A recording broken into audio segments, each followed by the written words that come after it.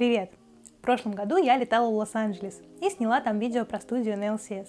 В этом году я полетела в Берлин, чтобы показать вам студию LAC.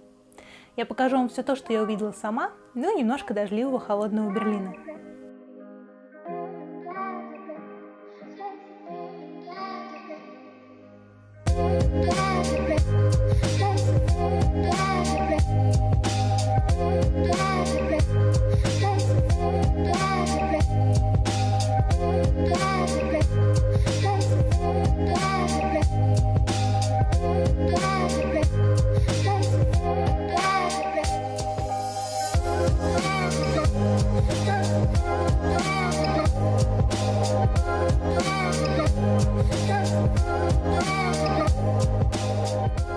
Студия находится довольно далеко от центра. Я жила в туристическом районе, и моя дорога занимала чуть больше часа. Сначала на метро с пересадками, потом пешком.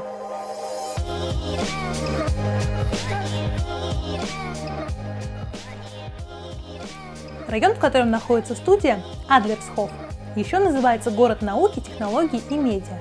Так что жилых зданий там почти нет, зато полно офисов и складов. Вообще дорога от метро до студии занимает немного времени, но мне повезло. Google карты повели меня зачем-то в обход.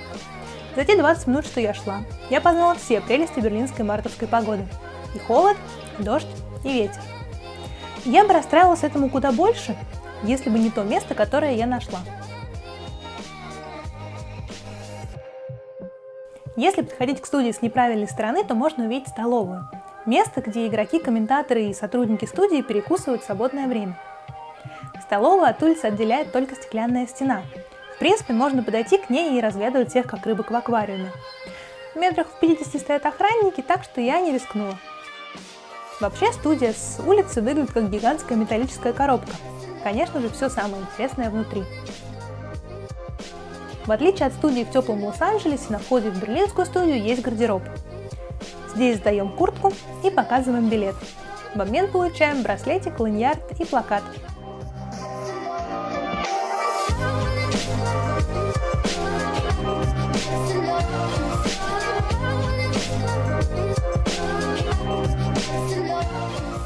Здесь же можно получить реворд-карточку. Реворд-карточка – это карточка, которую может получить любой посетитель студии в свое первое посещение.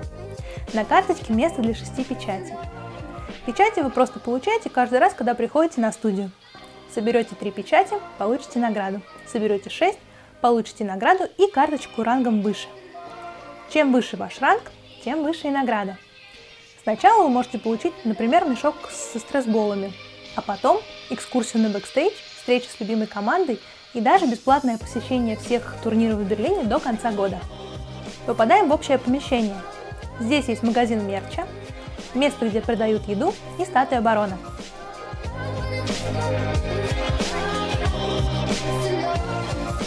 Статуя барона выглядит достаточно круто, и уж точно лучше, чем трэш в Лос-Анджелесе.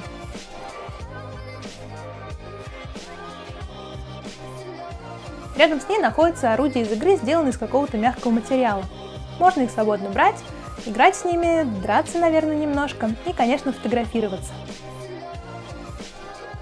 По поводу еды. Выбор здесь намного больше, чем в Лос-Анджелесе, но и цены тоже повыше. И самое главное, здесь есть пиво.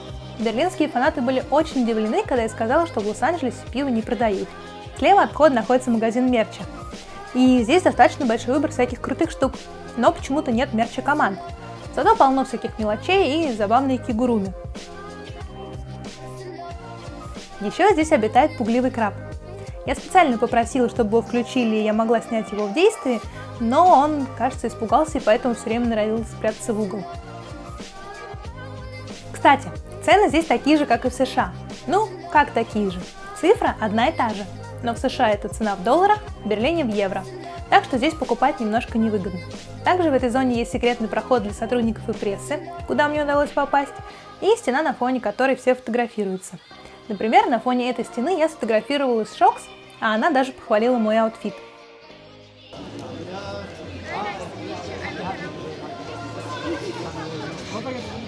Теперь я кратко расскажу про сам зрительный зал. Мест здесь намного меньше, чем в Лос-Анджелесе, я бы сказала раза в 3, а поэтому и билетов меньше. И порой купить их бывает довольно сложно, нужно думать об этом заранее.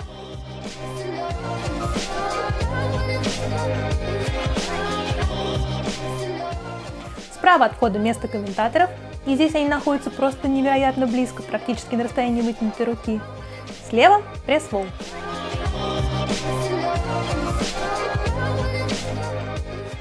Мне кажется, что центр управления трансляцией находится за зрительными местами. Я не уверена, потому что там стекло непрозрачно и ничего не видно, так что это мои догадки. Но проход к этому месту был запрещен, наверное, не просто так. Противоположно от комментаторов в стороне студии находится место для интервью. А вот аналитиков в студии все так же не видно, только если они не выходят сфотографироваться и поболтать с фанатами в перерывах. Итак, как бы выглядел ваш день, если бы вы пришли на студию? Заходим, сдаем куртку, показываем билет и тут же бежим занимать место. Билеты не привязаны к местам, и найти свободное местечко бывает довольно непросто. Мне вообще часто приходилось сидеть на ступеньках. Это небольшая проблема, поскольку перед зрителями висит гигантский экран, который видно с любой стороны студии. Если игра скучная, можно просматривать игроков и комментаторов.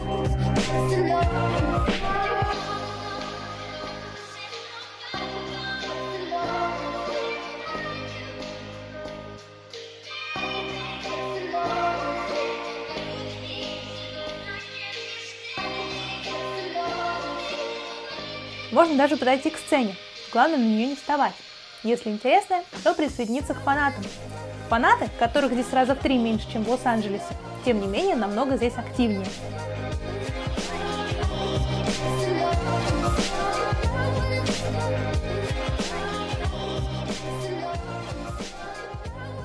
И эта атмосфера очень заразительна.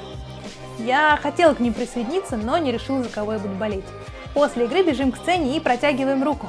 И тут я потрогала Реклса в первый раз, и даже попала в официальный ролик от Riot Games. Я не знаю, как выглядел мыслительный процесс человека, отбиравшего кадры, но почему-то он решил, что вот этот кадр будет здесь как раз.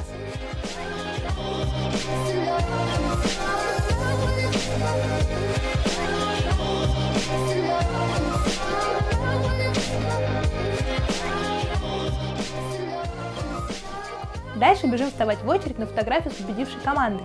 И тут я потрогала Реклса во второй раз и даже обменялась с ним парой фраз. Фотографирует специальный человек, что очень удобно.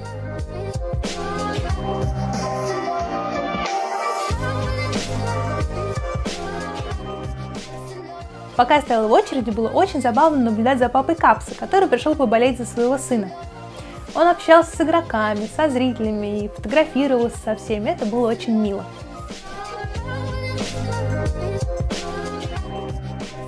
После идем за едой и сувенирами.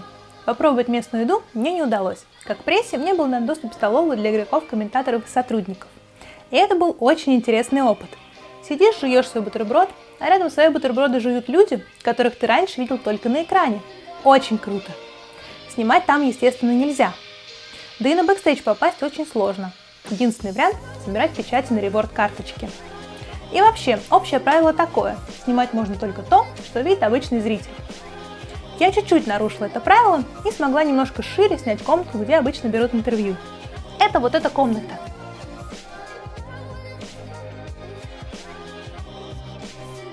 Если вы смотрели мой ролик про студию на LCS, то, может быть, помните историю о том, как ко мне подошли ребята, которым показалось, что я грущу в одиночестве, и предложили присоединиться к ним.